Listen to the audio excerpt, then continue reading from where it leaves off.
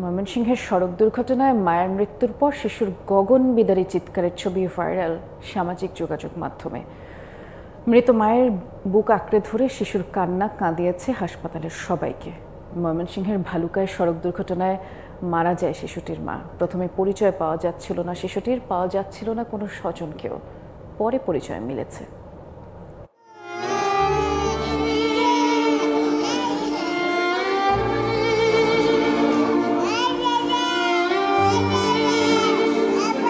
এই চিৎকার মায়ের জন্য।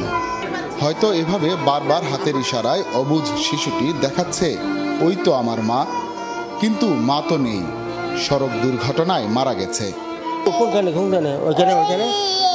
কি খাইবা কিছু খাইবা কিছু অ্যাক্সিডেন্টে সাল টাল ডেকেছিল এরপর ওই যে বাচ্চার মারে কিন্তু বাচ্চা ঠিকই চিনছে। মার জন শান্ত না পায়, মা না খাওয়ালো, মার বুকে থাকলে এটা একটা শান্তি। গত 9 মে ভালুকায় সড়ক দুর্ঘটনায় আহত হয় মা মেয়ে। ভর্তি করা হয় ময়মনসিংহ মেডিকেল কলেজ হাসপাতালে।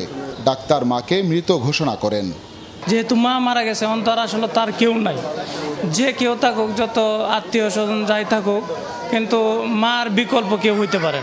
2-3 দিন যাবত আমি বাচ্চাটা দেখতাছি, আমরা ওয়ার্ডের লোকজন যারা আছে ওনারাও দেখতাছে, ওই যার মনে আছে তার কোলে যা, কিন্তু আমরা কান্না থামে না আর কি, আমরা যথেষ্ট চেষ্টা করতেছি। এরপর থেকেই শিশুটির চিৎকার। ওয়ার্ডে থাকা অন্য রোগীর স্বজনরা কোলে তুলে শান্ত করার চেষ্টা করেন। গত রাতে মেলে স্বজনদের সন্ধান। কামিরদিয়া নামক স্থানে যে অজ্ঞাতনামা গাড়ির চাপায় যে মহিলা গুরুতর আহত হয়, ইতিমধ্যেই তার ঠিকানা শনাক্ত করা সম্ভব হয়েছে। তার বাড়ি সুনামগঞ্জ জেলা দোয়ারা থানা এবং তার ভাই ইতিমধ্যেই সিলেট থেকে রওনা দিয়েছে।